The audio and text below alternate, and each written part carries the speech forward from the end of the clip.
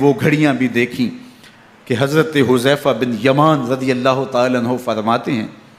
کہ میں حضور کی خدمت میں نماز مغرب کی ادائیگی کے لیے حاضر ہوا، اور میں نے یہ اجازت خاص طور پہ اپنی ماں سے اس شرط پہ لی تھی کہ امی آپ مجھے اجازت دیں، میں حضور کی خدمت میں حاضر ہوتا ہوں، مغرب کی نماز بھی ادا کروں گا،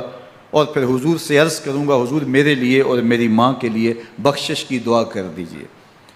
ماں نے اس شرط پہ اجازت دے دی اور میں حضور کی خدمت میں آ گیا،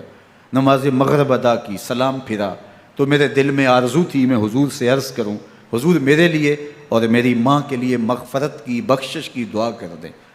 لیکن حضور عبادات میں، ذکر میں، نوافل میں ایسے مشغول ہوئے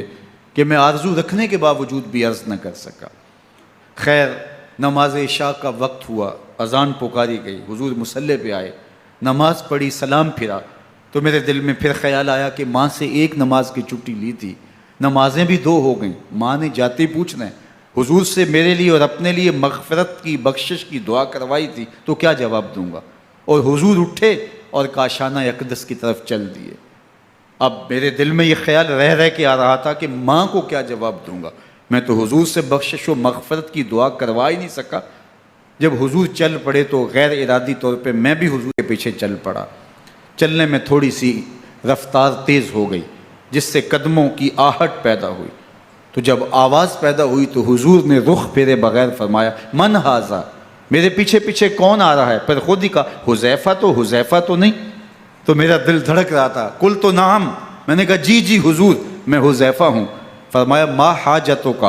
غفر اللہ لک ولامک، کیا کام ہے، اللہ تجھے بھی بخش دے تیری ماں کو بھی بخش دے۔ اب جو کام تھا وہ جنبش لب سے پہلے ہی ہو گیا، یہاں تو لفظوں کا سہارا بھی نہیں لینا پڑتا، وہ بند لبوں کی بولیاں بھی سنتے ہیں۔ اقبال بولا ہے فروغت صبح آثار و دہور، چشم تو بی نندائے ما فی الصدور، تیری نظر تو سینوں کے چھپے راز بھی دیکھتی ہے۔ حاجتوں کا غفر اللہ لک ولامک، اللہ تجھے بخش دے تیری ماں کی بھی مغفرت کر دے، کیا کام ہے۔ اب جو کام تھا وہ تو ہو گیا، تو میرے حضور نے ارشاد فرمایا حذیفہ سنو، ابھی ایک فرشتہ آیا ہے جو اس سے قبل دھرتی پر پہلے کبھی نہیں آیا، آج پہلی مرتبہ اللہ سے اجازت لے کے 2 کام کرنے آیا ہے، ایک تو مجھے سلام کرنے آیا ہے اور دوسرا خوشخبری دینے آیا ہے کہ آپ کی بیٹی فاطمہ